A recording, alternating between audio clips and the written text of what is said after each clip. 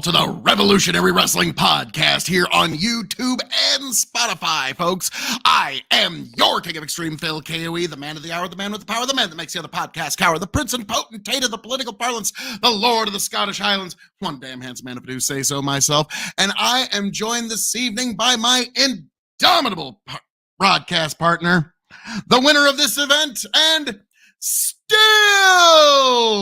15-time Revolutionary Wrestling Podcast champion, the one, the only, the quadruple distilled, non-chill filtered, non-kappa friendly, Tony fucking G, your 15-time Revolutionary Wrestling Podcast champion.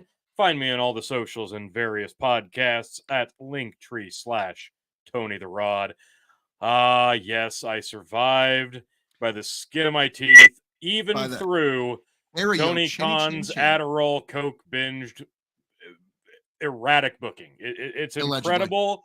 It's allegedly it's miraculous that I'm able to do what I do month in, month out on a weekly basis, even when Tony Khan's booking stands firmly in my way, and it tried its damnness to get ahead of me, but it was unable to do so on this event. I was about to say, Tony, when I saw Orange Cassidy took the W, and then we were both wrong on the women's championship match, I was like, oh, fuck. Now, Tony, I'm curious. I know you're making a big brag about this win, but you have Kenny Omega and Chris Jericho to thank for this win, Tony. How do you feel about that? I don't know that I'm not. How do you feel about that? You picked the You Bucks. Need to thank so it's Chris not. It's Jericho. not like the Bucks were a better pick, and they weren't because they didn't win. But like, you would have had to thank the Bucks, and I'd feel dirtier on your now, behalf. Tony. Here's the thing. Do you think I ever feel dirty about a win? However, I gotta get it. I'm the Ric Flair of this podcast. Okay, I'm the dirtiest player in the game.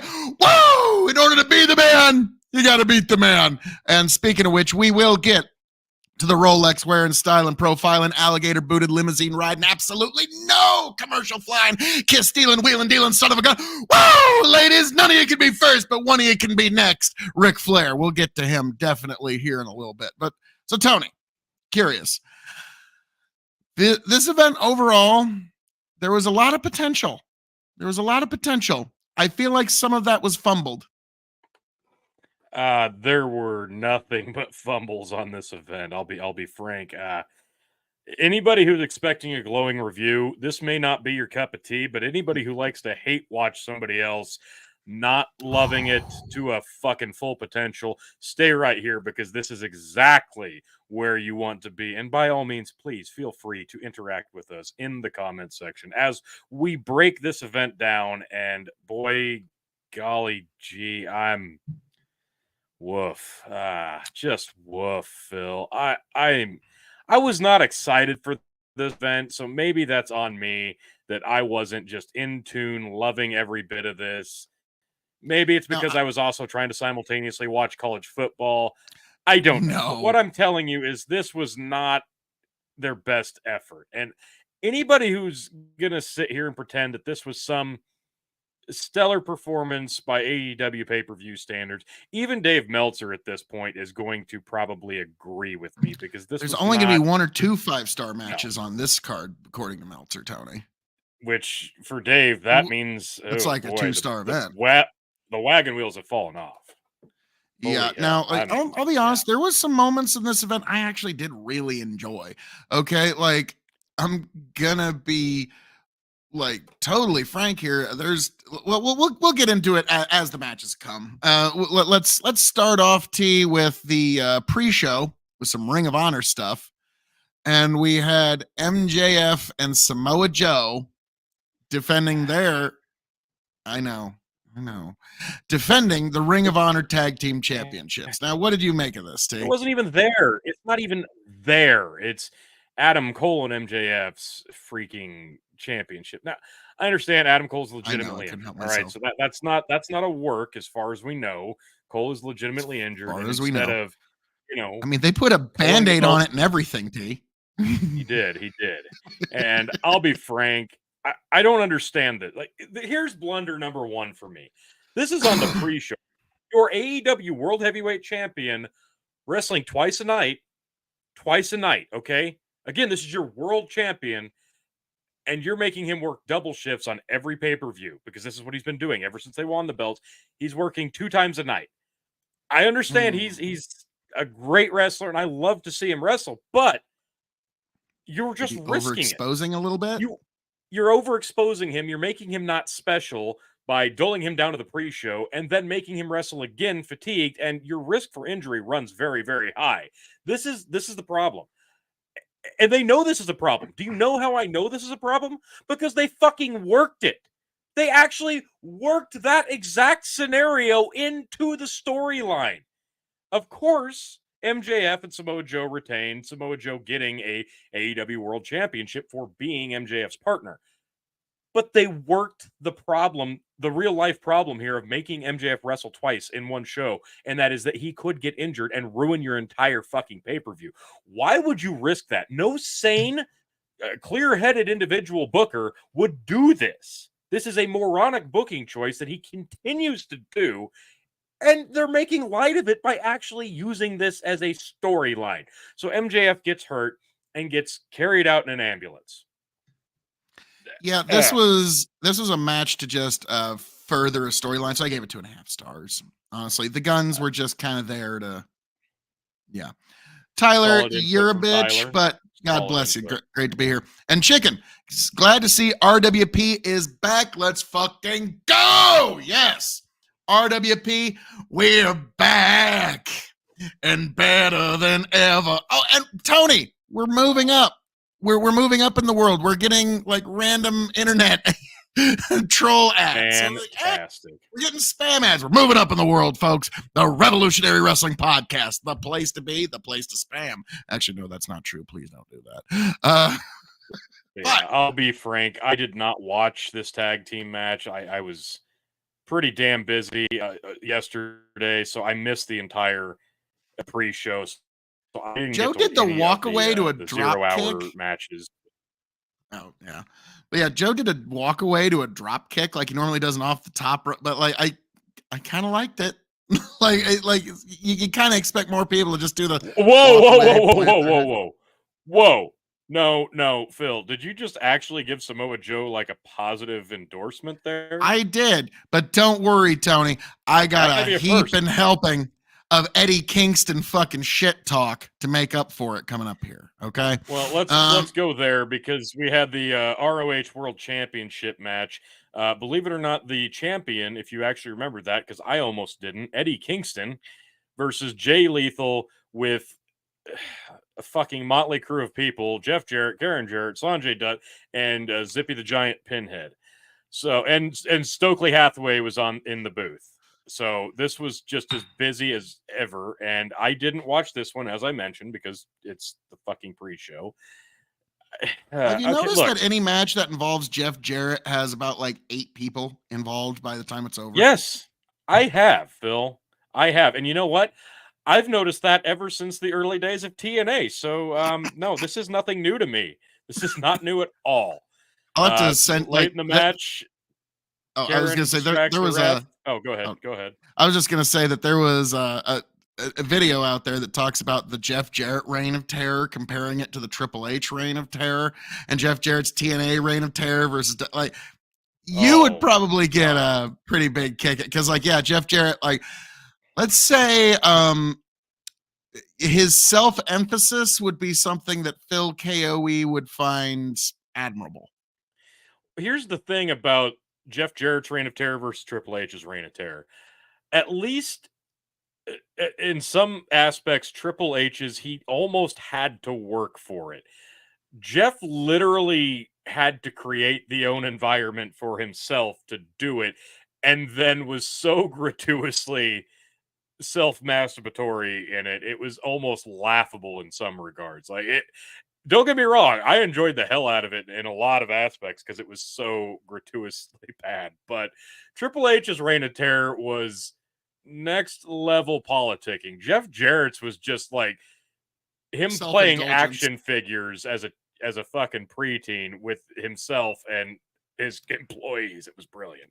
But I digress. Late in the match, Karen distracts the ref. Lethal crawls back to Jeff's guitar. Ortiz appears out of nowhere, grabs the guitar, smashes it over Sanjay's head. Kingston counters the lethal injection and pins Lethal after a spinning back fist. Thrilling stuff on the pre-show. Eddie Kingston still, who gives a fuck, Ring of Honor champion.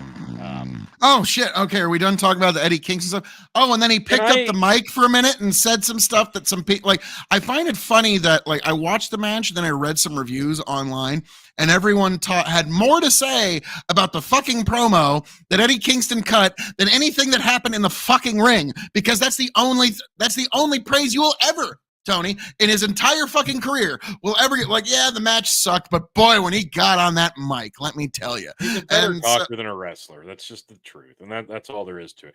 And I need to add right here now, boy howdy, what a great investment it was to get a third AEW network television show and still not put Ring of Honor that you purchased on a TV show. I mean, we already had Rampage that nobody was watching. Then you made Collision for CM Punk, and then you fired CM Punk. You still haven't canceled Rampage. Couldn't you just put Ring of Honor in the Rampage time slot and you give them a fucking hour so they actually have something to do? No. You put the Ring of Honor stuff on all the AEW papers. Us as fans, that makes sense. Us as fans, that makes a lot of sense, but you got to remember the networks are buying AEW. They're not buying Ring of Honor. So that's fine. That's fine. It could still be AEW / Ring of Honor. NWA TNA did it for years. And you can have the belts over on that show, and it would actually feel important. Because when you only see the belts on AEW pay-per-views, it means nothing. It's throwaway. It's just a belt that means absolutely nothing when there's no actual multimedia to see, build for the matches and build for the titles. Nobody cares. You have a chance. And believe you me, Rampage would actually do twice the numbers it's doing, which aren't good already, if it actually had a different feel, different vibe, and actual meaning behind it, besides being the C show. Just saying. Yeah, the networks would probably be happy. It's kind of like how Raw, SmackDown, and NXT all pretty much feel like the same show now. Yeah. Like, other than the color of its presentation, you can't really distinguish one from the other. So yeah, then it was actually that was actually the first match. Then the second match was the tag match. MJF gets hurt, blah blah blah. We already talked about this. I hate to go over this again. All right, now we get off to the official card. Oh no! Don't forget, Phil. Claudio Castagnoli, one of the worst names in wrestling ever, even though he's one of the best wrestlers ever, versus one of my personal favorite, Buddy Matthews. This is one I actually did want to see. I'm sure I would have enjoyed this one. I did watch a highlight reel of that, and it was pretty fucking good, man. Like, I gotta be honest with you. Of course it was. Now, I did ends up tapping out. Full disclosure, I did Jim Cornette this event. Oh, God. When a women's wrestling match came on, I kind of found myself needing to do some other things around the house and, pick up some stuff. And so I wasn't paying full attention. She flicked her hair weird. I just couldn't. She flicked her hair in a weird way. She smiled at the camera in some way. I just couldn't. but yeah, that was. So let's rock and roll right into this fucking event here, T. All right. So yeah, the opening match, unfortunately or fortunately, I don't know if it would have made a difference if this was later in. The 6-man tag on this day, Adam Copeland, Darby Allin, and Sting with Ric Flair versus the TNT champion Christian Cage, Luchasaurus, and Nick Wayne. I feel it was a little busy. It was a lot busy, and here's the problem: you've got Ric Flair as a manager on the outside of the ring. You've got a championship person, a title holder in the match. You've got a debuting, don't call him Edge. You've got one of the last matches of Sting's career, and I couldn't find any reason that I should give a fuck about this match. All those reasons, Tony, there's plenty of reasons to care, and I didn't care at all. You and I are two very different people in that this was, for me personally, just me personally, this was one of my favorite matches of this pay-per-view. This is I just fan enjoy. service Now at its again, finest. And if that's what you want, that's fine. I get yeah, it. this is fan I service, understand Tony. that. This I is understand nothing that. but WCW fan service. Okay, I understand that. I will totally admit that to you. Okay, It absolutely is, and that's why I find myself not falling head over heels for it. Like, and I feel like I should be because you owe it to Sting, you owe it to Flair, and you got to God remember, bless folks. him. Adam Tony Copeland, grew up. you now know what you've gotten yourself into. I'm sorry. I'm just going to Tony say. grew up with basic cable in the USA Network, and he was not on the Turner syndication.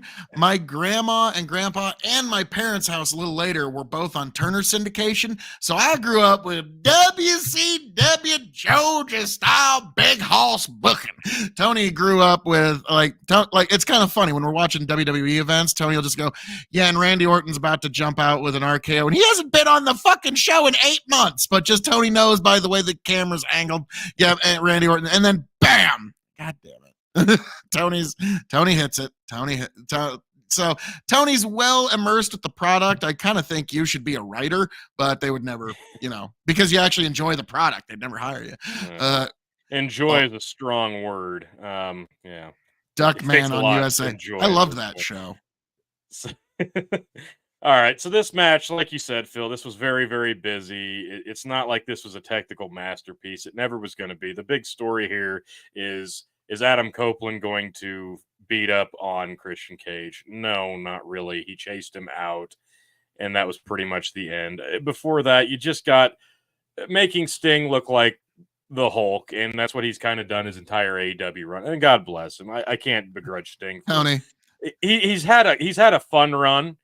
That's what he did his entire TNA and WCW run. Oh, no. You missed his TNA run, Phil. I'm sorry, but he had a really... I enjoyed his TNA run. Yeah. He had some interesting stuff. Like, I've seen a little of TNA, but... Yeah, the Jokers. The TNA and only saw the worst of TNA, and that soured you. I'm sorry. Ugh. The Jeff Jarrett Reign of Terror, you think soured me a little bit? You missed peak Perk Angle. Perk Angle was Angle. It was next level stuff, Phil. Like, that was some of the best. And Bobby Roode, my God, heel Bobby Roode in TNA is one of the greatest. Just amazing. Okay, Grow the Farm Up, by the way, is just long live President G. Wow. Okay, Grow the Farm Up's just like, hey, President G. Like, yeah. Okay. All right. That was not at the end. I was going with that. So Sting and Copeland hammer Luchasaurus. They hit him with a tandem Scorpion Death Drop. Luchasaurus battered Copeland with a lariat to the back of the neck. Cage taunts Flair. Flair chops him back. Christian connects with a low blow. Cage tries to hit Copeland with the title belt, but he ducks. Cage inadvertently hits Luchasaurus. Cage abandons his team as Copeland chases him out. Sting splashes Luchasaurus, and then Copeland hits the spear. Darby hits Luchasaurus with the coffin drop, and Copeland pins Luchasaurus. And I'm never going to get used to calling him Copeland after only calling him a 4-letter word, which I thought was ridiculous for fucking decades. So Edge, not really Edge, Sting and Darby get the W here. Was there ever any doubt? And especially since this opened the show. It had to. No, Sting's not going to lose a match until his final match. And even Grow the Farm Up doesn't watch too much pro wrestling, so in his mind, he's picturing the Edge from U2 hitting a spear in a pro wrestling match. So yeah, like no, I think I explained to him who Edge was. Like when I told him at Houston, when that one guy we met up at the hotel, he said, "When Edge came out, I cried." When I explained that to him, my brother looked at me like, "Oh my dear God!" that was quite. You had to be there, all right. You had to be there. You had to be there. It was a moment. Like I didn't cry, but I did yell. Ruined that. Oh, if Twitter would not have ruined the Edge return, like that, we may have. Cried. You and I, we would have shit a chicken. Like we were there for Edge coming back for the first time. Like, what was it? 9 years? You knew it was gonna happen. That was the problem. God, I wish they wouldn't have ruined that. Oh, that would have been an even bigger moment. But I digress. So, God, Edge has been back for almost 4 years, Phil. Can you believe that? Anyway, at this point in the show, 3.5 stars. Fuck you. Oh, sorry. I'm gonna give it 2 because that's all it was worth. 2 stars. Then Well, then Tony I'm giving Schiavone it comes out. 3.75 to make up for your So then I'm gonna give your it lack of faith. 1.75. God. Okay. Like, all right. I'm gonna stop there because it's not worth Good much more choice. than 3.75. But all right, Tony, moving onward and upward to the next match, sir. Yeah, this okay, God, this is where the MJF injury storyline Oh fuck, that's gets even fucking worse. Tony Schiavone comes out and right. verbatim says, "I hate to say this, but unfortunately, MJF is injured and will not be able to defend the title tonight. The match between MJF and Jay White has been canceled. And now, by default, your new champion is Jay White." Adam Cole's music hits. And let me stop right there. That's not how this works. It's never how it's ever Never. worked in all pro wrestling is- history. Never has this happened. No, this doesn't happen. This is never how it works. Show me anywhere, even in AEW lore, where this should Lore. or has happened. If the challenger is still okay to go and the champion gets hurt ahead of the match, again, this is moronic booking, making him wrestle twice. Why in the fuck would the challenger become the champion by default? That's not how this works. Ever. Even the homers are probably sitting there scratching their heads when this happened, going, wait, what? And I guarantee you, there's at least 20% of this audience there in the Kia fucking Thunderdome that said, wait a minute. I love me some AEW, but that don't fucking smell right. Like, this don't pass the smell test, okay? Hang on. So Adam Cole's music hits and says, he comes out wearing his fucking bracelet on his leg and he's on crutches. We'll all defend it if Max can't, because, he's just as hurt, but legitimately. So now we get the graphic. Oh, Adam Cole is going to defend the title for MJF. Again, We didn't that's need any not of this. how this works. That doesn't work like that. MJF's not even there to agree to it. Oh wow, grow the farm up free, Murdaugh. Well, here's the thing, Tony. If I were to be watching this event with like grow the farm up here, let's just say he would lose complete interest at this point. Like, what the fuck is all this? This is so convoluted that it makes no fucking sense. It's like one time I was watching a college football game with my dad. We were getting really into it, and then he's running into the end zone, and he holds the football in front of him like this as he's running into the end zone. And then they say, we're calling a foul, taunting, and like, what the fuck? Yeah. Like, yeah, it just takes small little things to really break someone's care and immersion.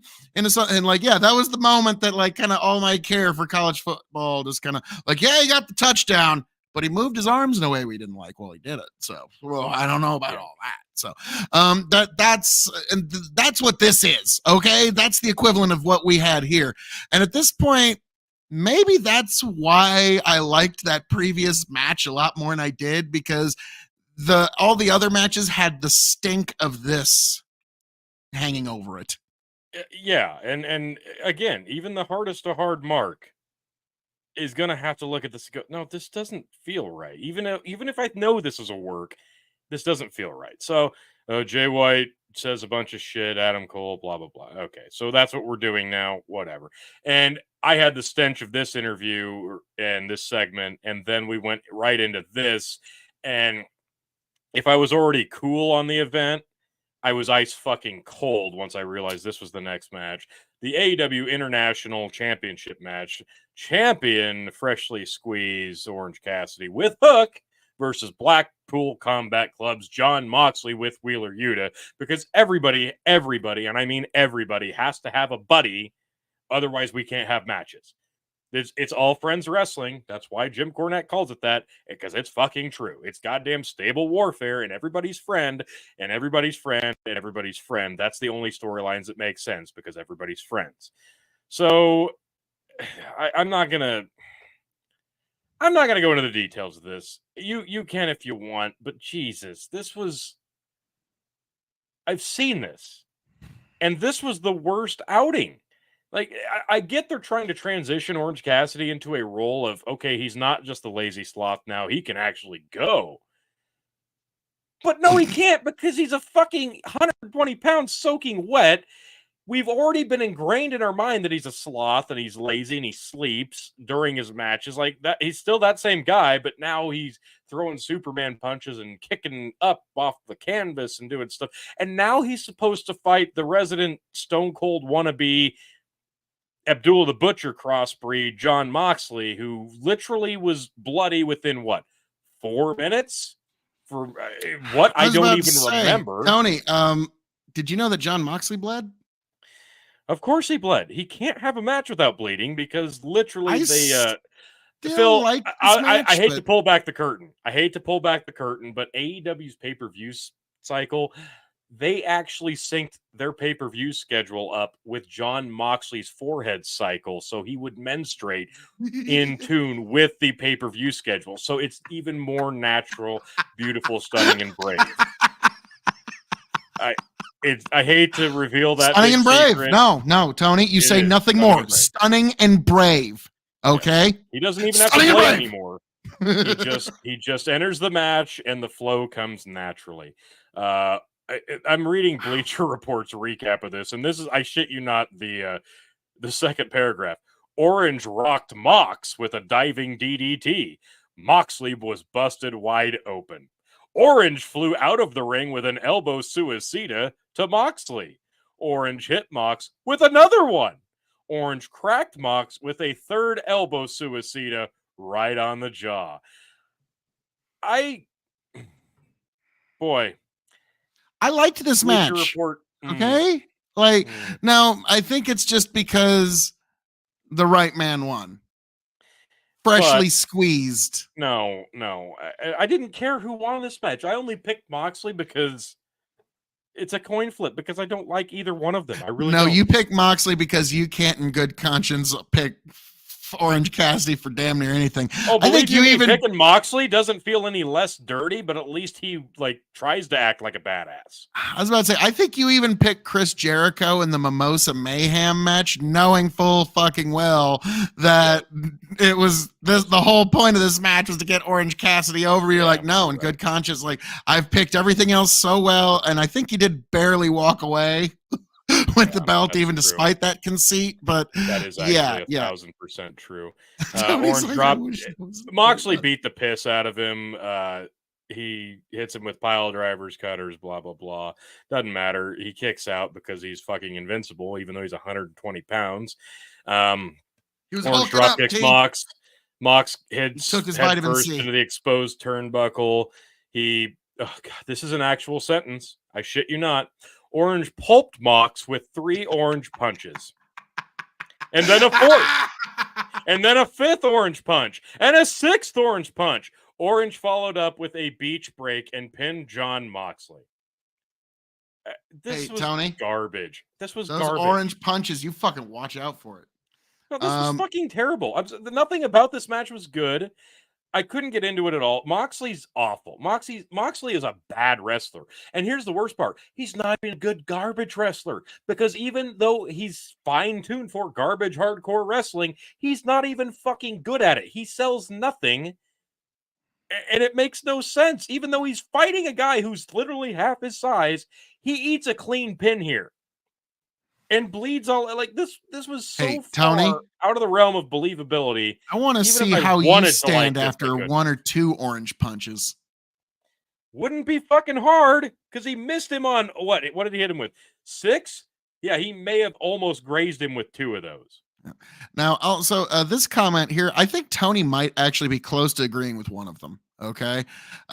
Callum says his favorite 4 wrestlers of all time: AJ Styles, Will Ospreay, John Moxley, Samoa Joe. Okay. Now here's the thing. Now, Tony, I'm going to give him some credit here.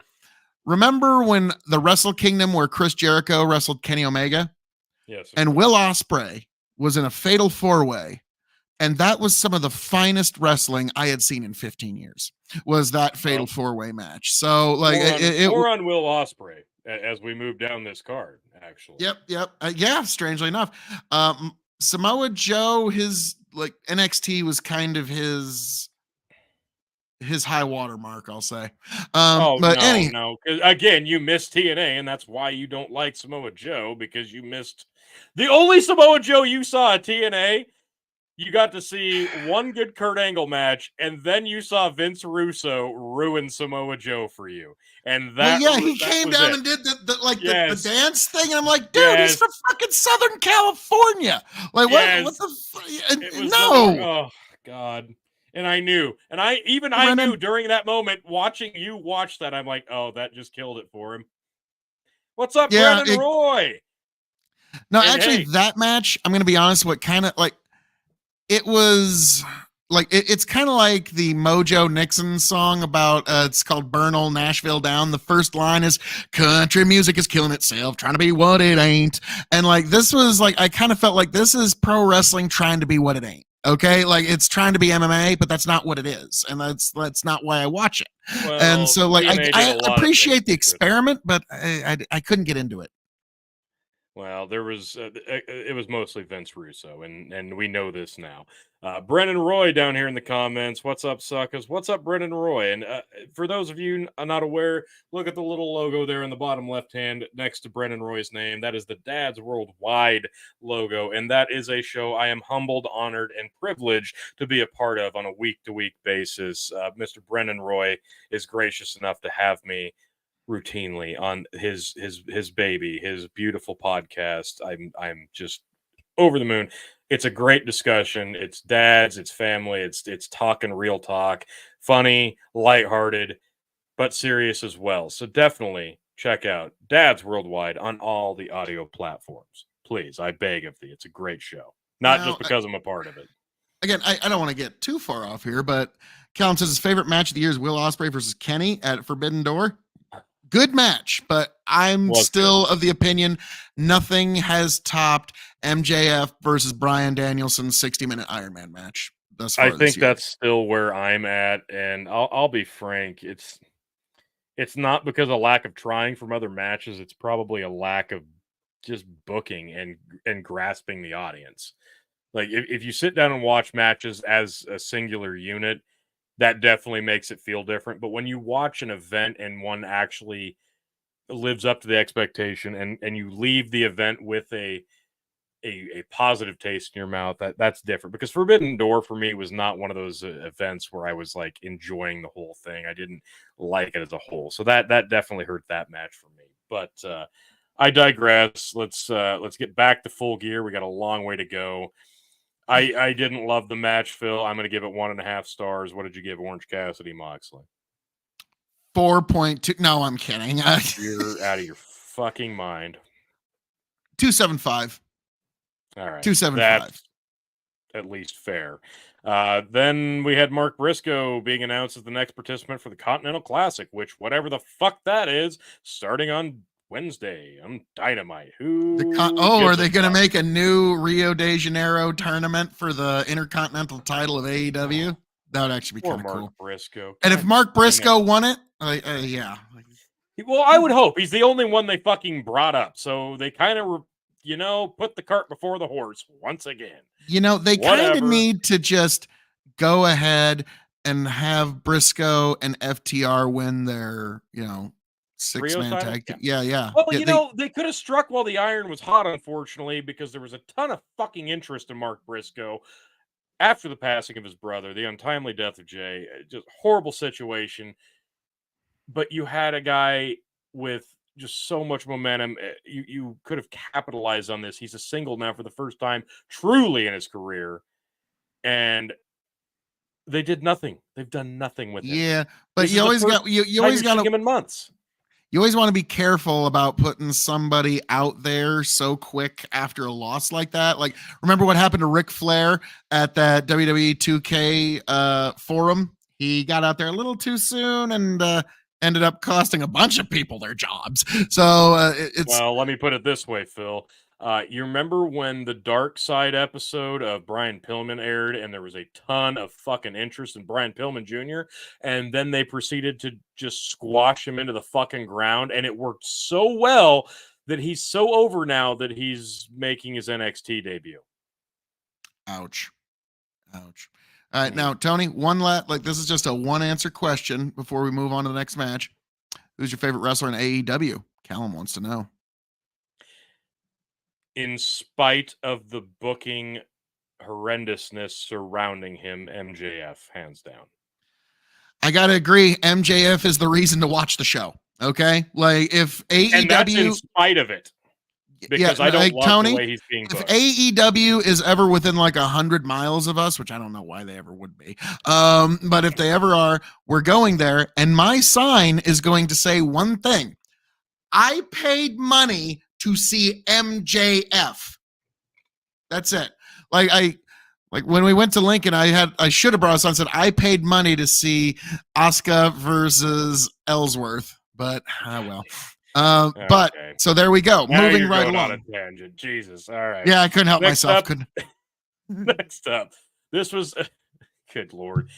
Believe it or not, the AEW Women's World Championship. No, not the TBS Championship. We're going to have the World Championship on first. Champion Hikaru Shida versus Timeless Tony Storm with Luther the Butler. Thank God I forgot he was there. Timeless Tony Storm. She seems to be a bit dated for how timeless she claims to be. I think that's the joke. So that said, Tony Storm is actually one of the best females on the roster, because even if the booking is weird and her storyline arc you don't love, she commits to it on another. When a wrestler can commit to what they're given, whether it's good or not, but they commit to it to a point where it gets over regardless, that makes it feel special. That makes it better than it should be, than it deserves to be. So I appreciate Tony Storm's dedication, and she's still good in the ring.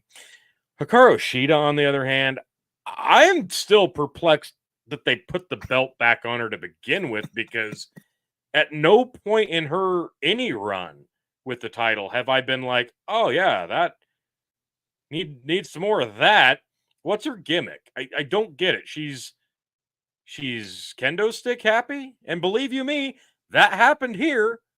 Like, I was about to say, we saw that. Herself. She's the baby face. She's the baby face. Gimmick in the 90s. Yes. She's the baby face, and she was going to get herself disqualified. She beats up a manager with the fucking kendo stick. Knowing full well that her opponent is about to do something stupid that's going to cost Shida the match, and that's exactly what fucking happens. Storm avoids the meteor. Shida's ankle buckled on the landing. Storm applies an ankle lock. Shida reaches for the ropes, forcing the ref to break the hold. Storm pulls off one of Shida's boots. Shida grabs a kendo stick, but Luther tries to pull it away. She wrecks Luther with a kendo stick. Storm wallops Shida with a German suplex. Storm had a metal tray in her trunks. Storm Didn't Shida have the run with the tiny belt? Yes. Storm bashes Shida with her hip attack and pins her. New world champion, Timeless Tony Storm. Both of us had Tony Storm because, Jesus, why obviously not? Like that one, we just both picked based on bigger star. Yeah, but I don't even know why they put the belt back on Shida to begin with, but I digress. Mariah May, who I actually have been a fan of before, walks out, hands Tony Storm bouquet of flowers. She's good eye candy, and she's actually not bad in the ring. So I think that's actually a good pickup for the women's roster, AEW. They could do something with her, and they need some fresher faces in the AEW women's roster, because they went back to Shida. That should tell you everything you need to know there. In the main event scene on the women's side, I'm over Shida. Hopefully they can move on. Renee Paquette was backstage with the ROH World Champion Eddie Kingston, and that's really all that we need to say about that. But he's got eyes on the Continental Classic, and he wants to up the game a bit, and he wants to put New Japan's strong openweight championship and the Ring of Honor World Championship on the line in each of his matches in the tournament. Because every champion wants to put their belt on the line in a tournament that they don't even need to be a part of, and he's got two of them, and he can just lose both of them in any match. So that seems like it. It's kind of like that's what a champion would do, right? When they did the three-way dance in WWE, it was Chris Jericho, Kurt Angle, and He Who Shall Not Be Named in a great three-way dance, where the first pin was for the Intercontinental title, the second pin was for the European title. It was basically just a way to get both belts off of Kurt Angle without pinning him. Yeah, actually, that's exactly. And man, Yep. you know, like I bet if promoters knew back in the day that they could get away with that, oh, do a three-way dance, then you can like get the belt off of your champion without even beating him, and the people will be Now, like, oh, he got fucked over. I'm sure there's a lot of people either watching live or listening back on the audio version of this that are like, oh, these guys are just shills, or at least Tony G is just a shill for Jim Cornette in his line of thinking. I don't hate the three-way dance. I don't hate the triple threat. I think when it's done right, it is a masterpiece of professional wrestling. If you can get three people to correspond correctly in a way that actually makes sense and makes the match feel legitimate, that's even more impressive in some cases than a one-on-one match. But it's such an overdone trope at this point that it feels just like pointless in most cases. Because how often do you actually have three people feuding realistically without it being feeling forced? Like you just mentioned with Kurt Angle having the two belts, at least there was a reason to have a triple threat match. Now we just do it because. So yeah, keep that in mind when we start talking about triple threats later on this card, folks. So moving right along, this I couldn't have given a fuck less about, and it's got literally one of my favorite tag teams of all time, FTR, in it, going for the AEW World Championship This was a in cluster. a ladder match because Tony Khan remembers the TLC match. Phil, did you know that He Tony Khan does. liked the TLC match? Tony, we also liked the TLC match when we were We 14 and did. 15. We did. Yeah. Yeah, and Tony Khan never grew out of that because he's got the champions, Big Bill and Absolute Ricky Starks, defending against FTR, LFI, and Kings of the Black Throne. And if you don't know who are in LFI, FTR, and Kings of the Black Throne, I don't have enough breath in me at this point to name off the amount of people in this fucking match. Holy Christ, what a car crash piece of fucking shit. I can't. I love FTR. I do. I love Starks. I was But going to give my this match 2 God, stars, but I'm giving it 2.25 because FTR was in it. I'm not even gonna. I, I'm not And even gonna this go was lower in their the hype worst match of pile. the year. This is the worst FTR match Yes, they've had all year. hands down.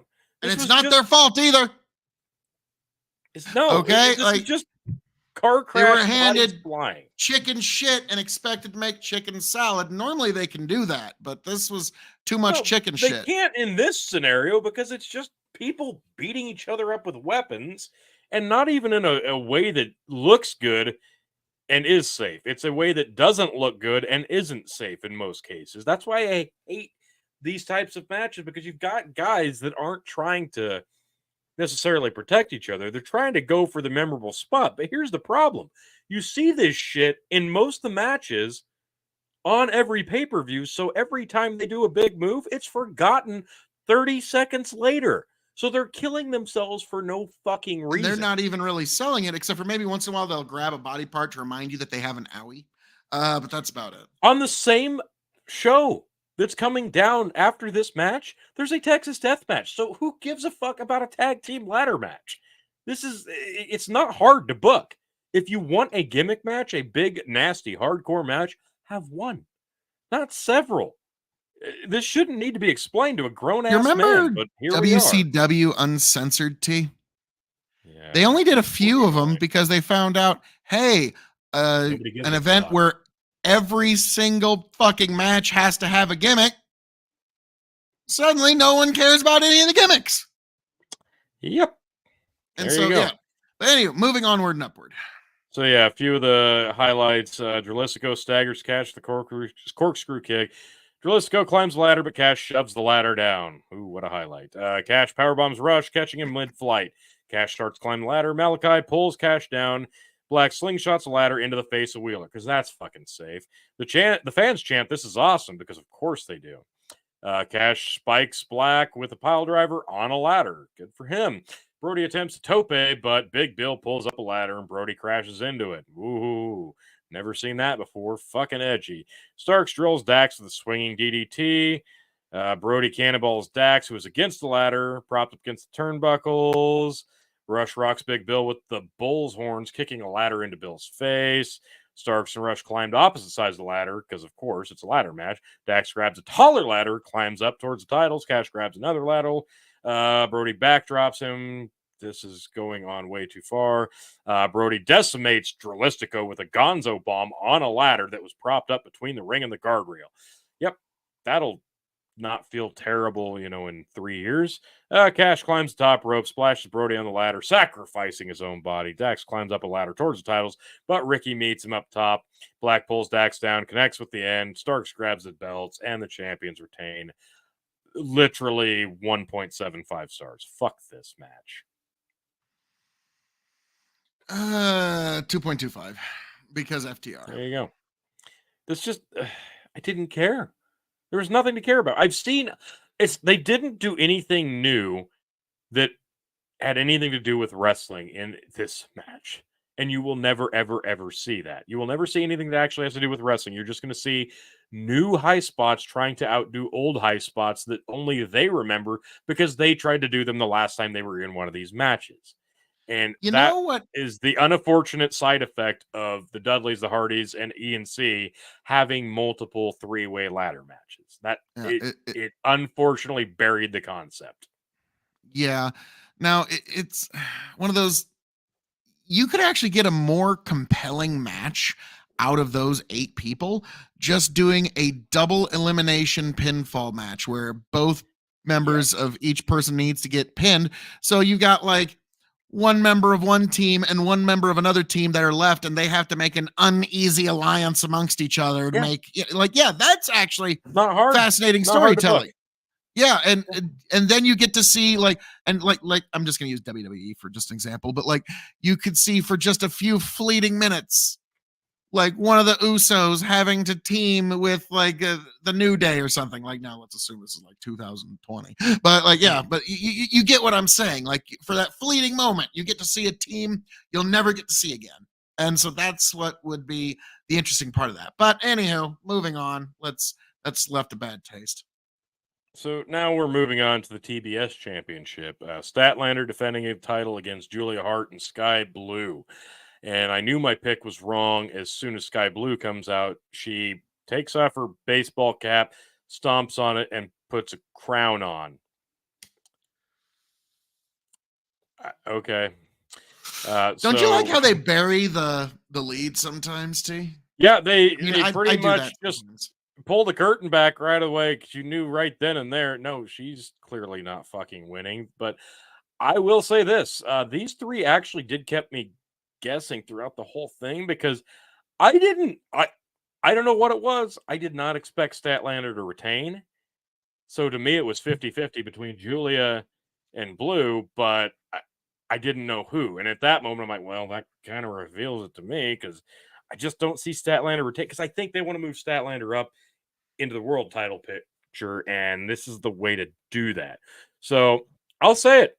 I was actually way more impressed with this match than the women's world championship match, just because I was actually shocked that these 3 women managed to flow very, very well together. I don't even know if that's the right description, but they definitely exceeded my expectations. Like Statlander's good. Sky Blue's got a good following, and Julia Hart's got some potential. So I was actually pleasantly surprised that these 3 were able to have a well-flowing triple threat match. It wasn't memorable by any means, but they didn't just kerfuffle in the middle of it, not knowing where to go next. They kept a good rhythm going, and to me, that was actually pretty impressive, given who was in this match. So that surprised me, but Julia applies the Heartless Lock to Sky Blue, but Chris grabs Julia, sends her overhead with a German suplex. Chris sent Sky flying high with a German suplex. Chris crushes Sky with the Saturday Night Fever, went for the pin, but instead Julia knocks Chris away, covers Sky, wins the match. New TBS champion, Julia Hart. So I was a little surprised. Yeah, you had as good as it was. You had Blue. I had Statlander because I figured her extraterrestrial status would be able to help her here. That was going to be something that, being from another former alien, Phil. Oh, so that's some. Oh, so she just self-identified as from another galaxy for a little while, right? Yeah. Okay. So Okay. no more extraterrestrial help. That's why she lost, clearly. Taz says it best, man. She stole that She win. It was supposed betrayed to the be done. Galactic Federation, Tony. They're not going to give her any pull now. I actually like the finish here. I thought it worked well because Statlander hit a good spot, big finish.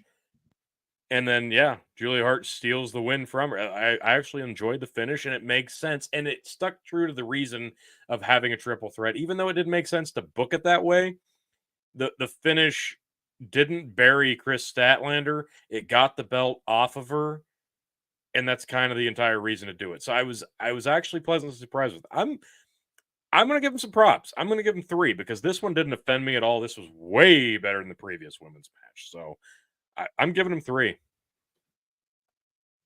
And actually, that's my highest rating of the night, unfortunately. That's that should tell you what I thought about this entire event. I'll be frank. I like Julia Hart enough that I think that she'll be able to do something with the belt. I like Statlander enough to trust that they'll be able to elevate her up to the world title picture pretty seamlessly after losing this belt because, again, she did not get pinned. She's got a legitimate gripe. And Sky Blue, she's still an up and comer, so it didn't make sense to put the belt on her other than she had enough audience support. And that was really why I picked her over Julia Hart. I thought maybe they'd try to strike while the iron's hot, and that's kind of the reason behind the TBS title to begin with is elevate the new star a little bit. But this makes sense to me.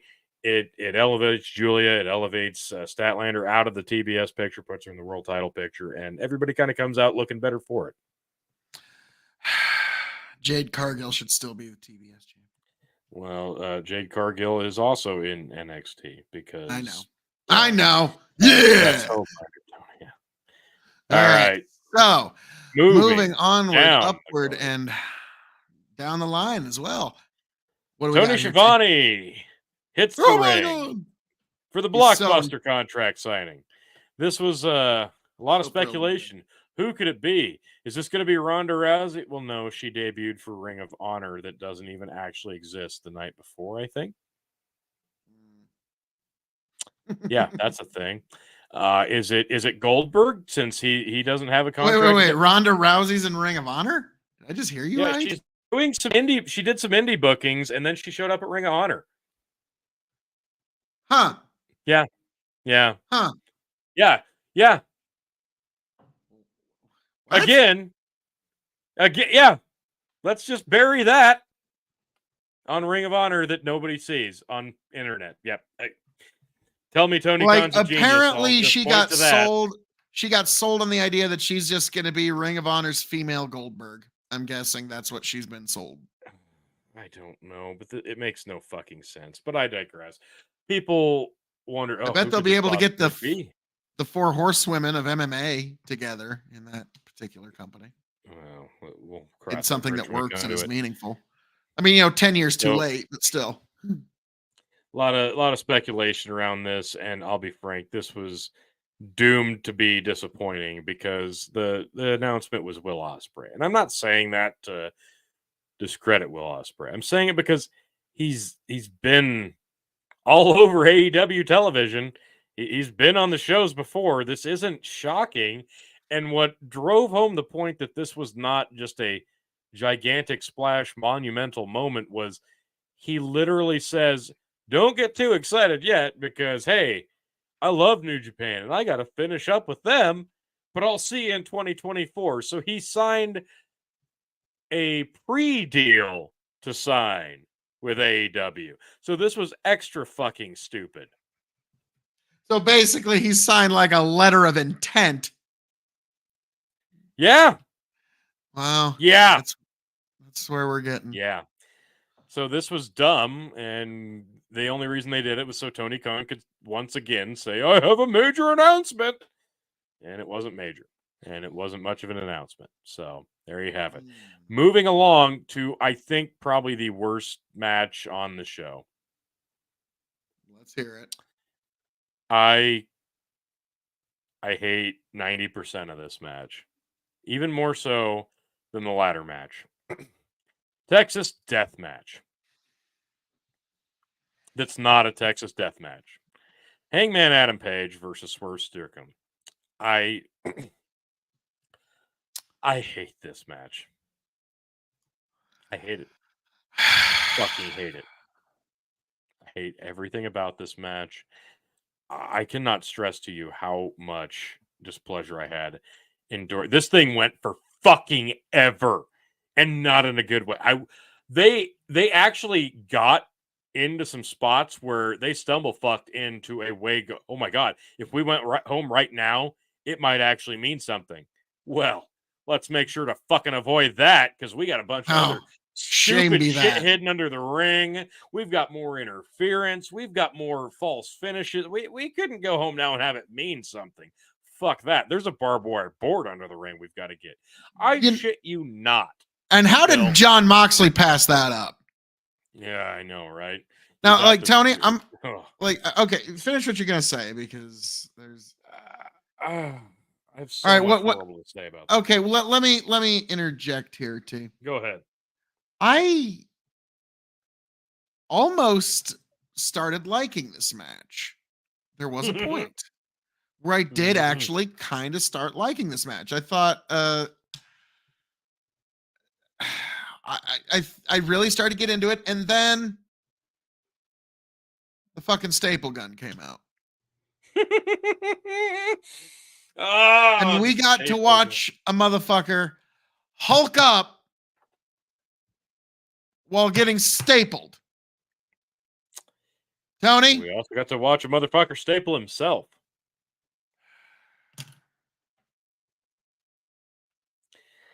I'm going to give you the recap. Okay, Tony, remember, like, I'm not going to name any names, but you shot down the idea of doing a hangman angle.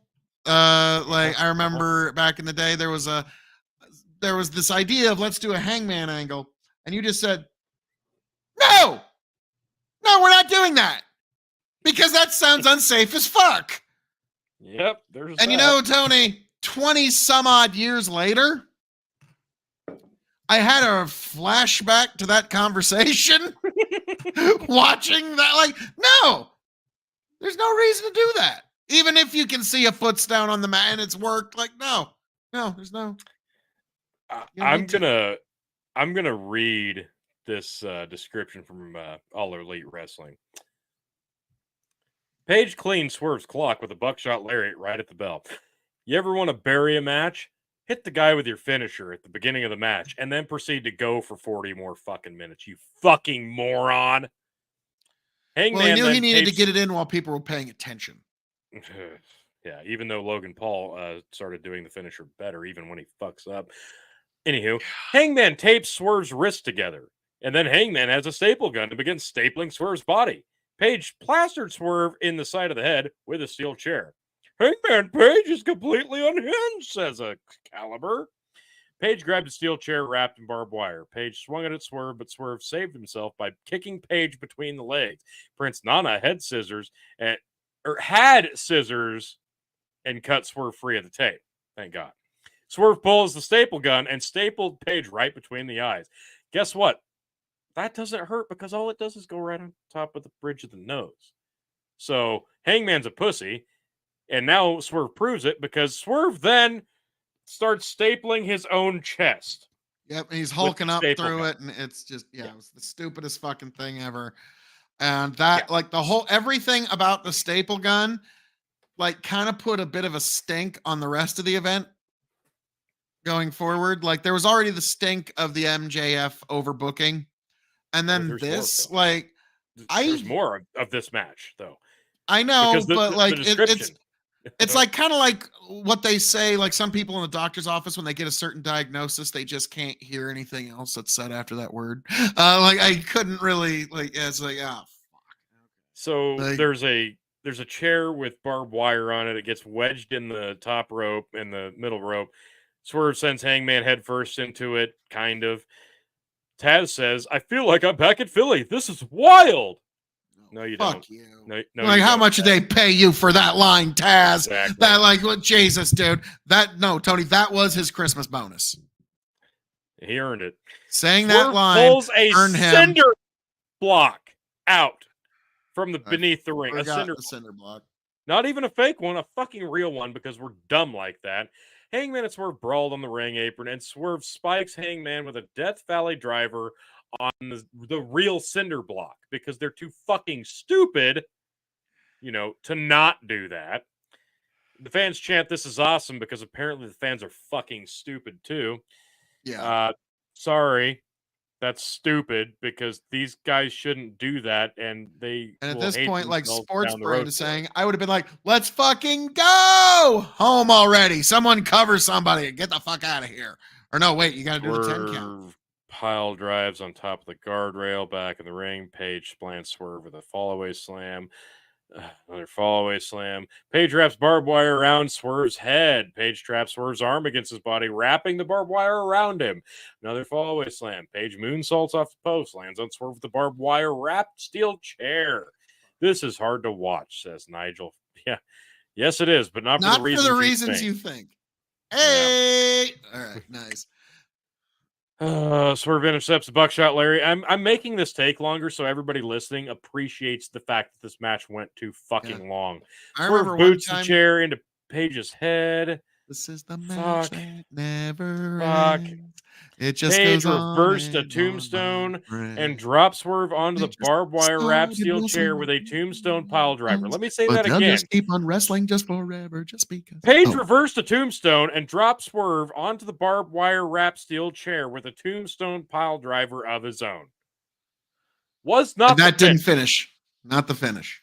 This goes beyond pro wrestling. This is evolutionary, says Nigel. Oh my God. Fuck you, Nigel. Okay, Yeah, I'm sorry. No, I can't in good conscience keep describing this. Oh my God. Swerve spills a bag of glass onto the back of Page. 450 splash has got glass all over his back. JML driver. Swerve's place a board, barbed wire bridge between the two chairs in the ring. Page chomped down on Swerve's forehead. He bit him. That's what that means. Swerve did a pretty good blade job. Like, okay, like to be frank, Right. T, like no, it's a well-known thing in pro wrestling. Like if like on white folk, blood shows up easy. But if you're pretty much any darker than us, you got to really blade in order for it to show up on a camera. And he did. Yeah, Devon always had to try extra hard for some yeah. And I remember like it got ugly a few times. Like there was times like Junkyard Dog and Bad News Brown. Like, why do I need to blade? It's not even going to show up on the camera. Come on, like okay, fair enough. So after fucking staple guns, cinder blocks, excessive amounts of barbed wire, glass, and now more barbed wire wrapped around the head and face, buckshot, barbed wire lariat. Prince Nana pulled Swerve out of the ring and breaks the ref's count. Then Brian Cage, for whatever reason, ambushes Page from behind and power bombs him. Brian Cage pulled out a table and set it up on the arena floor. Page cracked Cage with the barbed wire wrap rolling elbow. Page almost broke Nana in half with a deadeye through the table because now more people are involved and we have to do more table spots. Swerve shatters the cinder block on Hangman Page. Swerve wrapped chain around Page's throat, and then Swerve yanked the chain after it was draped across the ring. Page couldn't answer the 10 count, and Swerve was declared the winner. Again, the 10 count, that's not a thing in the Texas Death Match. That's a last man standing match, you dumb fucks. And Nigel says, by the grace of God, this one's over. And I couldn't agree more. And it's not because I was impressed. It was because this fucking thing sucked. This sucked. This sucked so fucking hard. I have watched backyard wrestling death matches that had better storytelling. And I'm not fucking joking at all. This was moronic for the sake of moronic. They weren't safe to save each other. They weren't safe for the thrill of it. They weren't. It was just blatant fucking gore. This was like watching Saw instead of watching the original Halloween. You're not watching for the suspense. You're watching for the torture porn. And this was just a great example of bad wrestling, bad hardcore wrestling. And nothing about this was good. 1.5 stars. Fuck this match. I'll give it 175 because there was almost the beginning of something here, but then they kind of. Oh, you know what? You know what ruined it for me? I forgot to mention. How could I forget? Swerve was hovering over Page, and Page was grabbing at him above him. and gouging at him and made Swerve bleed into his mouth. Oh God, that's right. That's disgusting. I forgot about that. Once that happened, I was done. Yep. Now I will say the last thing I'll say about this match is this is another stop on the road to watching one of the more impressive bouts, and that is Brian Cage in the Iron Man match with his AEW contract, just doing everything he can to run that fucker out so that he can make his NXT debut. God, so, all right, move on, T. This match sucked. Move on. And here's the worst part. Like, I hated that match, and then this follows it. And this wasn't even fair to this match, and I wasn't looking forward to this match. I could not get into this match at all because of what I had just watched before it. Are you talking about the tag team match? The Young Bucks versus the Golden Jacks, Jericho and Omega, and I fucking couldn't. I just couldn't. After watching that death match, that Texas death match, quote unquote, I didn't give this a fair shot. This was the match to decide. This was the match that was going to decide which one of us walked away with the Revolutionary Wrestling Podcast Championship. And Tony was still having a hard time getting into it. That's a bitch. If you've got any notes on it, this is my notes on it. The Bucks worked as kind of dickhead heels, which they should just be, but weren't entirely like committed to it. Omega's back to working like just a fucking nonchalant, oh, sorry, am I in your way, Canadian? Oh, sorry. Oh, sorry. Oh, my mistake. I'm sorry. Let me move for you. No, and that could be their actual team name, the Golden Canucks. And Jericho can't even give a 3-star effort anymore. The Golden Manitobans. This was. I would have been better if this opened the show. I probably would have praised it a little more, but no. I'll give the Bucks credit for it's due. They actually did try to formulate tag team wrestling a little bit here, and that's not something they usually do. Omega, he's not himself anymore. That's just blatantly obvious. Jericho, that's an improvement then. I don't know. I don't know. They tried to do probably some psychology. Been told by the back office, like, dude, you've been stepping on a lot of lines here. Let's be on good behavior for a while. The Bucks at least tried some psychology, tried to target the elbow to neutralize the Judas, but I couldn't. I was so not into this match because of what came before it. And then when I started to get into it, fucking Matt Jackson hits the double Northern Lights suplex. God damn it. Fuck Matt Jackson. God, I hate him. I hate Matt Jackson. I think that's the problem. Matt Jackson it's that fucking double Northern Lights suplex is one of the biggest offenses. I can't. No, it's not the double Northern Lights, Tony. It's the 100-yard Northern Lights suplex. No, that pretty much just sealed why I hated it to begin with. Yeah, that was now, Tony. That is why I'll always give him at least an honest day's chance in court, is because of the 100-yard Northern Lights suplex. I know you hated that so dearly, and I was fucking crying, so laughing. Fake and phony that they had to use camera cuts. They couldn't even manipulate the video to make it look good. But I digress again. Tony, are you saying they faked that on 100-yard? I don't know what to say to you, sir. All right, so the Tony, end. Omega drills Matt with a German suplex. Nick starched Omega with a super kick. Even Jericho eats a super kick from Matt. Omega clops Matt with a V trigger and then finished him off with a winged angel to score the pin. And now Omega and Jericho will challenge for the AEW tag team titles anytime they choose, says Excalibur. Nick Jackson was furious at the loss and tore apart the announcer's decks. Omega extended his hand to the Bucks, but the Bucks stormed off because they're just swarmy pricks. So I just didn't care. Alrighty. And it doesn't matter. It doesn't matter because here's the thing. If Jericho and Omega win the belts, the saddest part about that, they're automatically going to be one of the most legitimate teams to hold the belts, even though they've never teamed before. but in name value alone, because every time FTR has held the fucking belts, it's meant nothing. And every Young Bucks run has pretty much been diluted into nothing because the Young Bucks have never been colder than they are right now. And this match kind of fucking proved it. The crowd was dead. I don't care what anybody in attendance says. It's the tag belts are almost a novelty. And that's saying something considering they have trios titles. Ouch.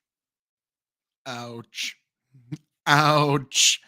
So yeah, what'd you give this one, T? I'll give it 2.5, and that's I'm being a little generous. There you go, 275, because Chris Jericho also debuted the left-handed, left-armed Judas Effect elbow. So I mean, come on, T. That's just unbelievable offense from the soon-to-be again Le Champion. And I know I'm salty, and I told you from the get-go, I didn't love anything about this event. My highest rated match so far was the TBS triple threat with the women at 3 stars. Keep that in mind. I think mine was the opening match of the pay-per-view thus far. But okay. T, we now move past this particular tag team endeavor, but one thing to note, you couldn't get into this despite this being the match to decide whether you walked away the champion or not. Yeah, that should pretty much explain all you need to know about just the entire vibe, the entire booking, everything about this event. Everything felt so forced and derived. It was so convoluted. And this is a perfect precursor what we're about to talk about, the main event. Let me just say this. MJF won the belt a year ago, officially. And he was such a swarmy piece of shit, undeserving, cheating, lying, stealing prick. He was perfect. He was a heel the likes of which wrestling had not seen in so long. So a year later, what do we have different? They have fucking turned MJF mega babyface. And credit to MJF where it's due. He's good either way. He's committed regardless. And even though the booking of course he's setting us up. He's the biggest heel turn in all wrestling history. Of course. That's fine. I get the sentiment, and you see it a mile coming. Like 10 miles away, you see it coming. You know eventually he's gonna go full heel again, and that's expected, but that's not the point. This guy was the perfect heel, and his entire run with the belt was supposed to be a mega heel run. That was why you put the belt on to begin with.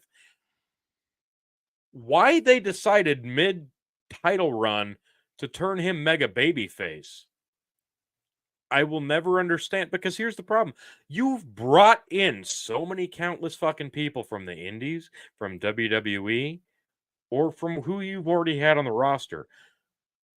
You're telling me you couldn't get anybody else over as a mega babyface to fill this fucking role? You had to turn to the one true mega heel that you had on the roster to fill this role?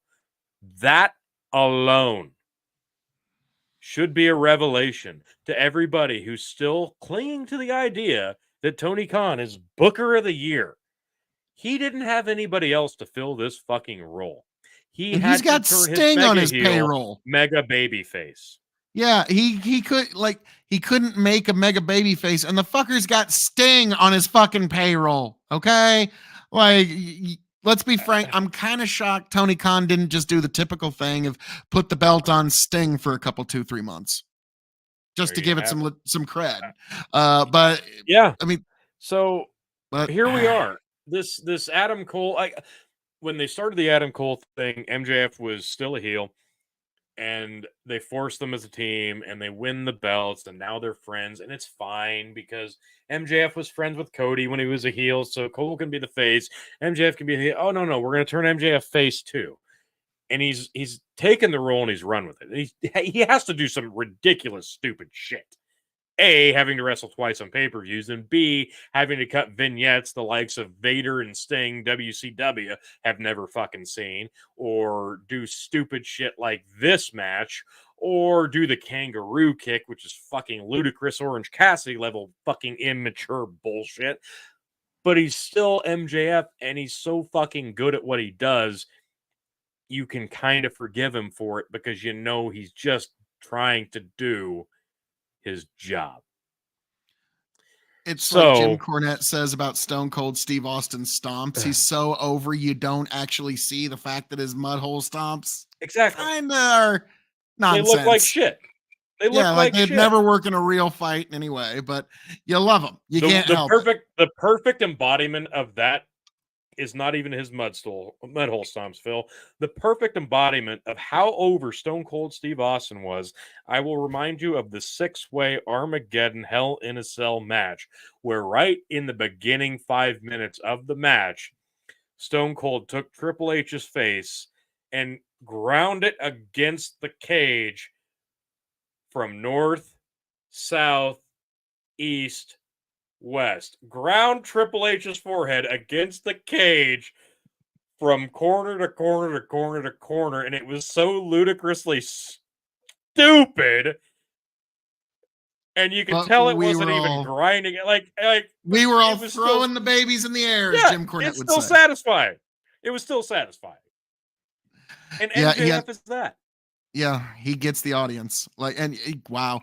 We gave a legitimate comparison of MJF to Stone Cold in terms of crowd psychology. And it's actually true. This guy is so young that he's going to be around for the rest of our lives, man. With any luck, he's going to he's going to be around and doing this for a long time. And can you imagine what his crowd psychology is going to be like when he's 40?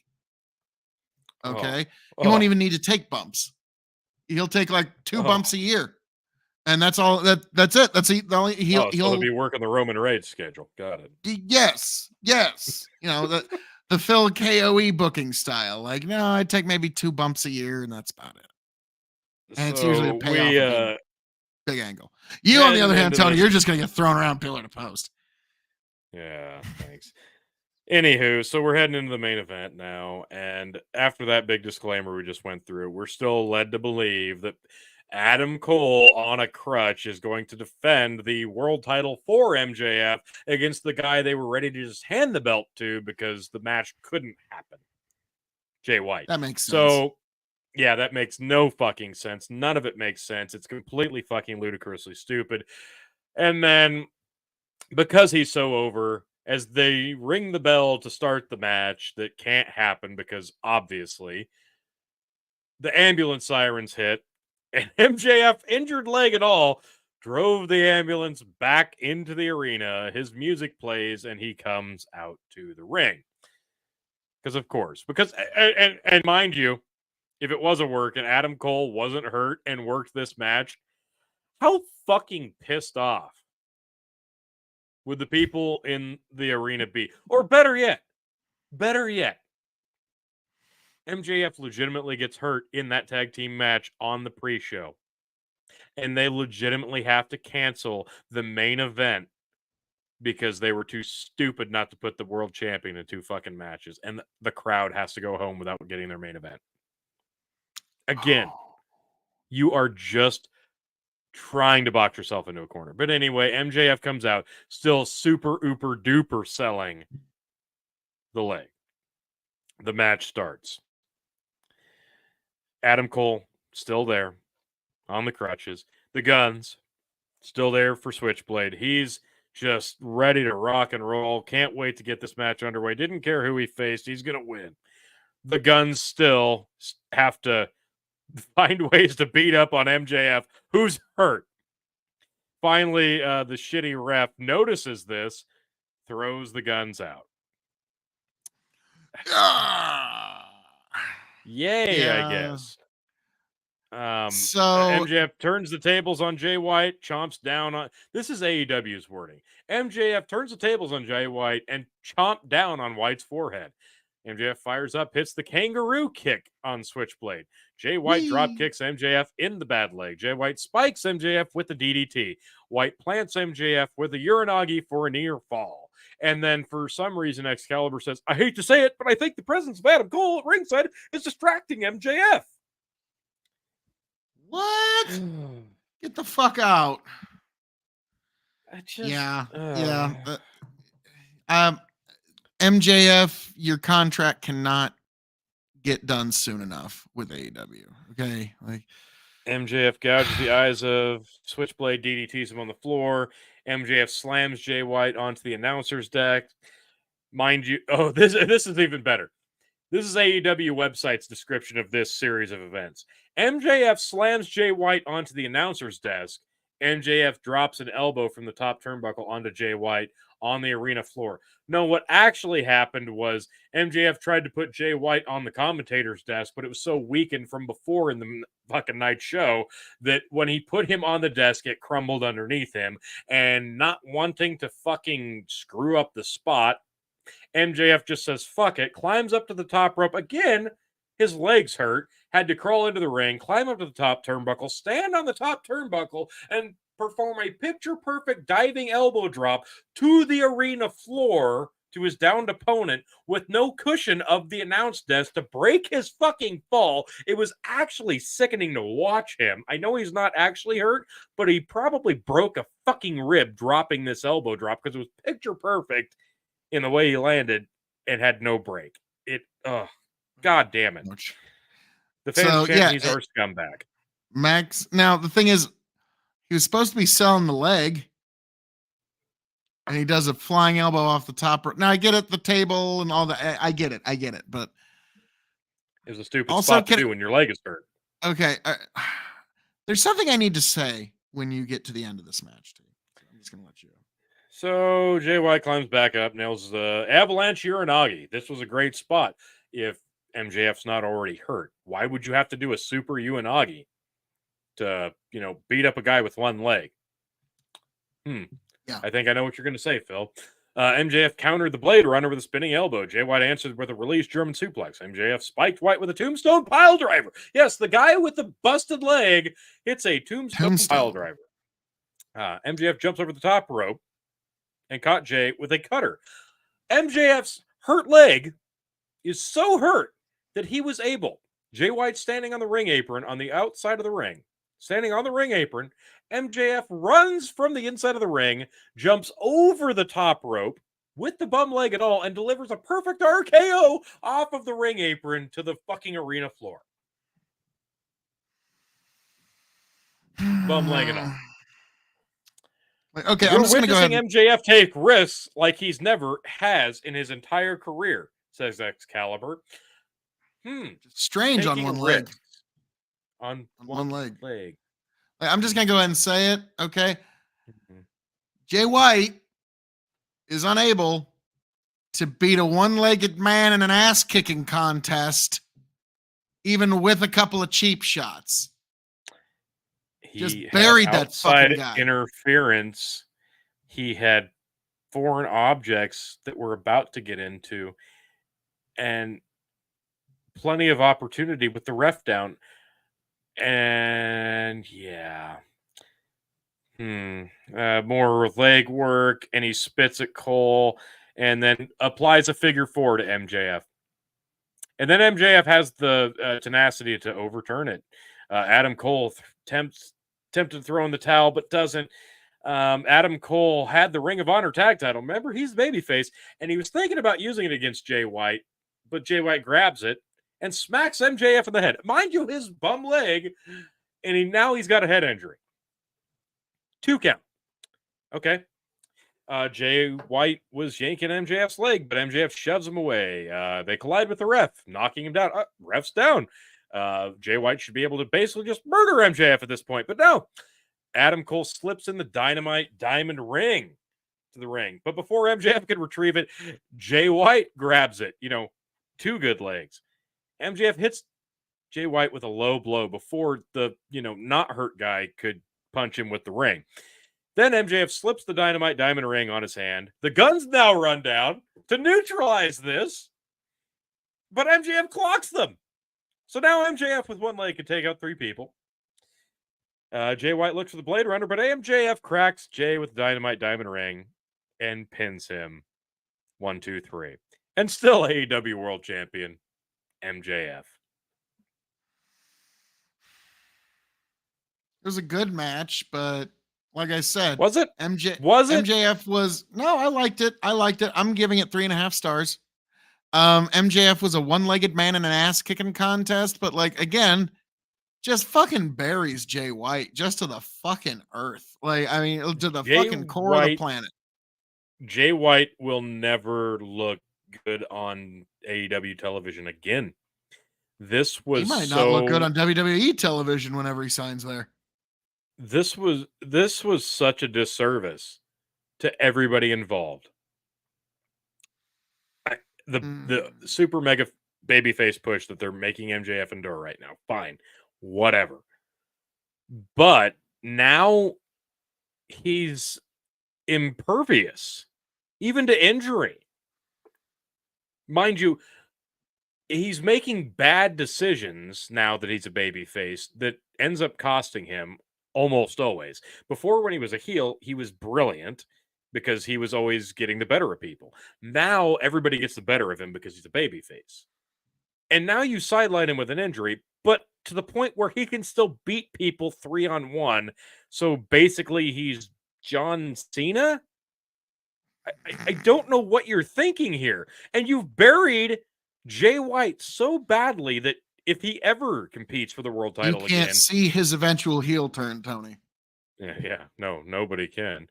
Jay White should never compete for the world title again now because of this. He could not, with the help of 2 other people, beat a guy on one leg. If you want to do the injury storyline, do the injury storyline. But you don't have to go to the lengths that they did. You don't have to make MJF wrestle a match in the opening pre-show, get carted out in an ambulance, call off the match, have a replacement, and then drive the ambulance back and sell the leg. It's very simple. Yeah. It's very simple. On the go home, he gets a slight injury to the leg. Slight. It's college Not football bad. championships that aren't this convoluted. Exactly. Slight injury. He's a little hobbled. It's a little tender. It's sore. That gives Jay White an opening. It gives him a target. You can have essentially the same match. But MJF doesn't have to overcome as much. But we've already established that MJF's injury was so severe that he had to leave the arena, vacate the title, not go through with the match, and leave in an ambulance, but then had to come back and had to sell it so severely that now Jay White's loss makes him look so fucking bad in defeat that he will never be able to recover from it. No, you just, on the go-home show, whatever it is, slight injury. It's that simple. It's a little tender. It's not an actual injury. It's not a long-term injury. There's no cast involved. There's no surgery. It's just tender. It's a simple injury. They get them all the time. But at least then it gives you something to focus on, and that helps tell the story. But once you introduce the ambulance aspect of it, this entire thing becomes so over-the-top stupid.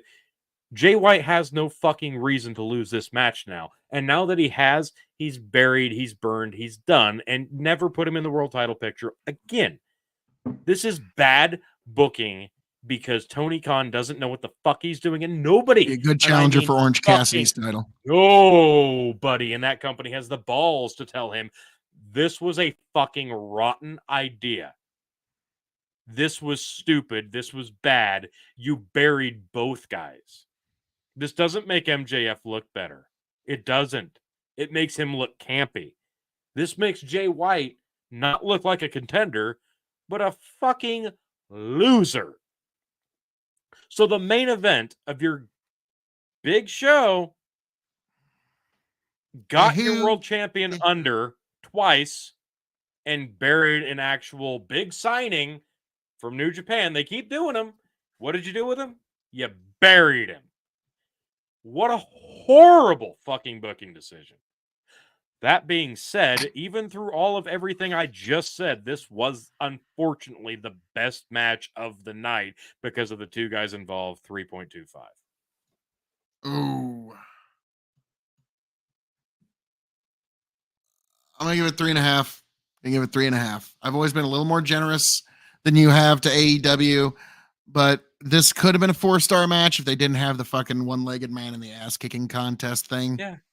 And yeah, Jay White's buried as a contender. I'm not gonna Yeah, flip why would out we to want see to him. just see MJF Jay White? Why would we just want to see a regular fucking match with heel MJF? God forbid. That would just be too fucking good.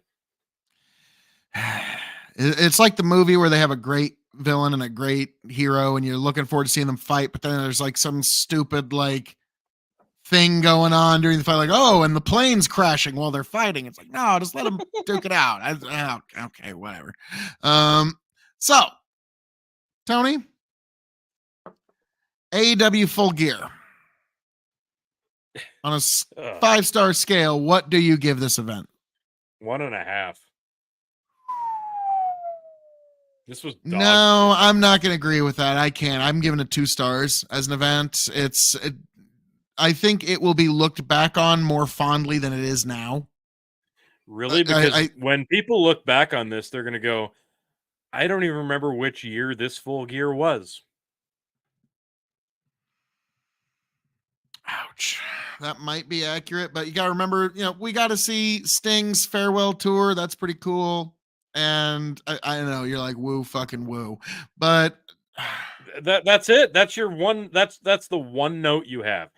Other than that, what was a memorable moment for this? Burying Jay White, wasting FTR, a women's triple threat that didn't deserve to be good but kind of was.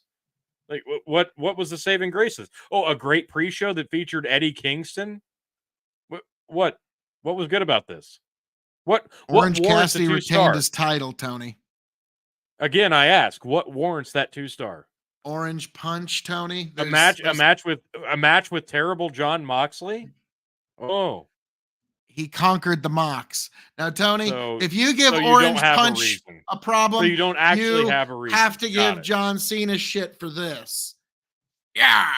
Okay. Like that's no. You have to. We're not talking John Cena. We're talking Full Gear, and you're not gonna bird walk away. What justifies 2 stars?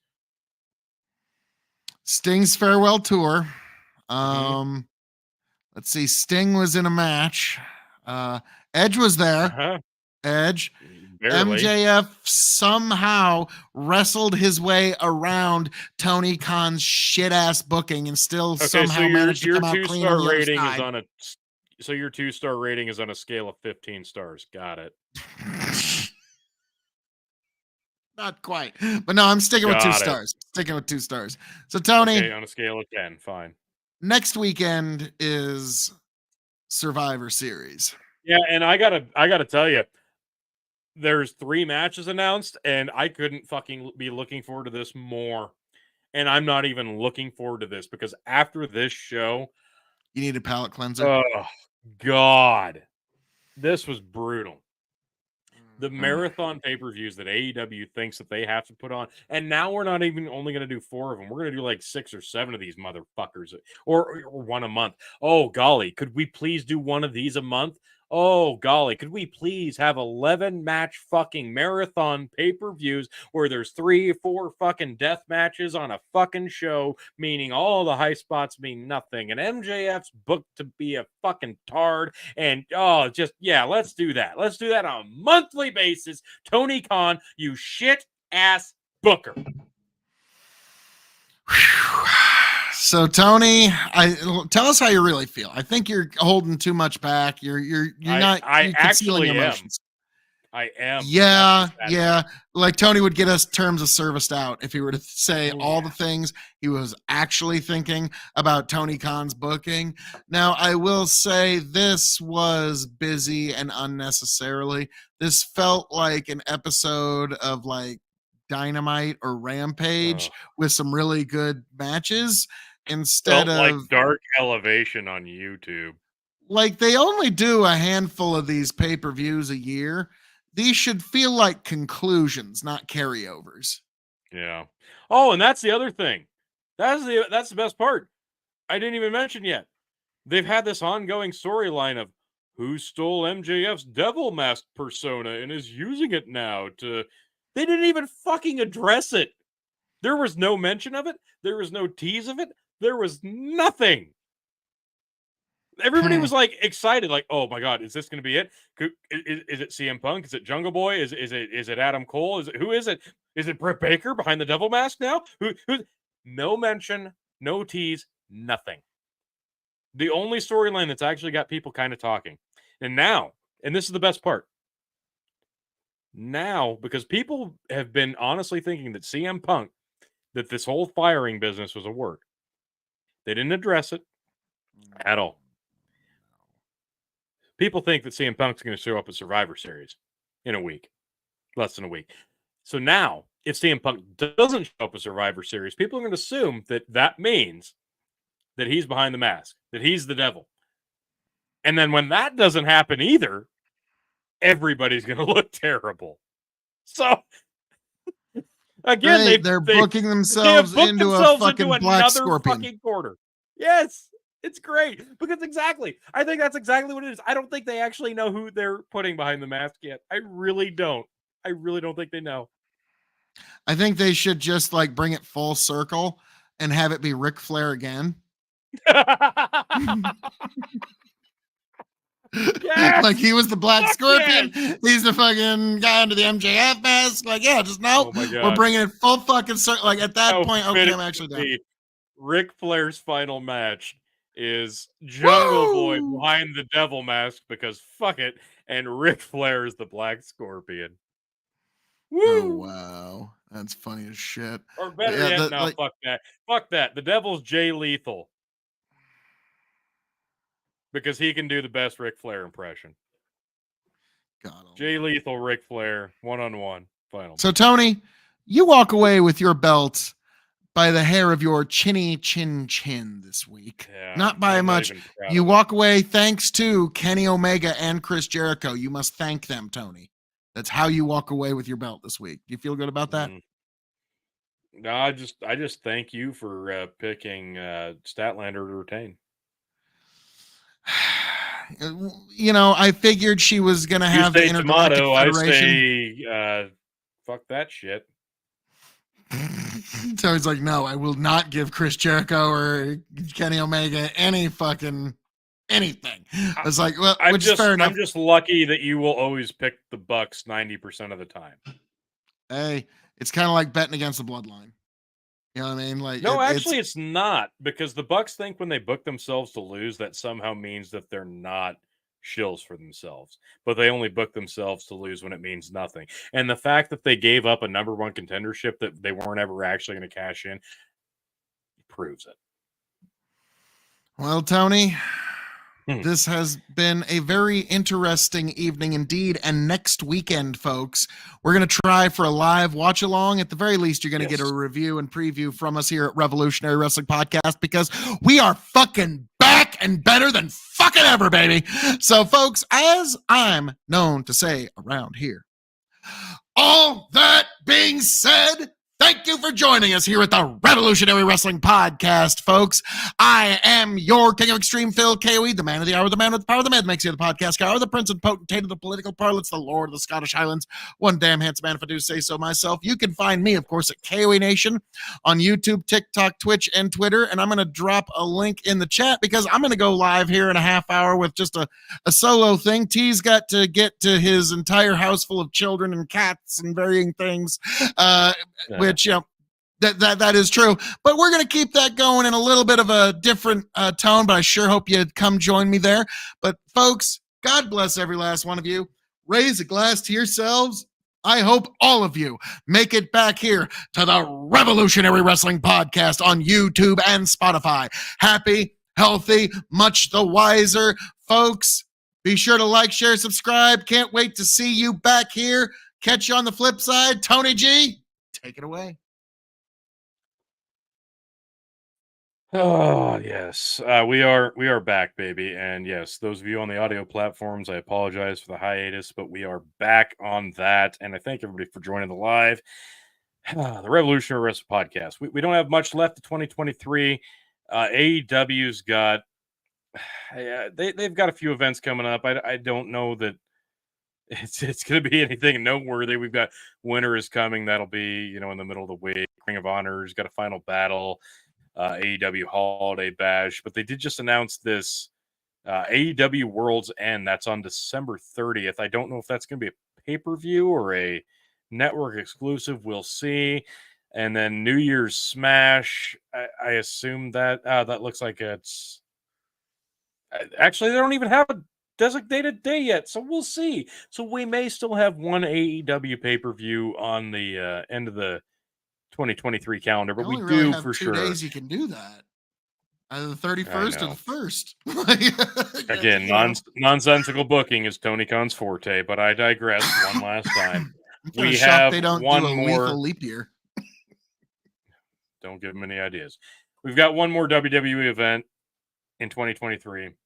And that is in 6 days. That's WWE Survivor Series. That's coming up. I think there's only 3 matches announced. So on Raw and SmackDown, we'll probably get 2 more to round a 5-match card out. And honestly, sometimes, Tony Khan, take note, less is more. And I'm actually going to try to look forward to this.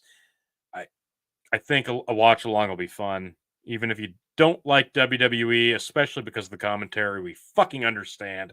So that is why you should come here to the Revolutionary Wrestling Podcast, mute Peacock, and just listen to us give you the honest goodness perfection of feedback as we all watch the show unfold.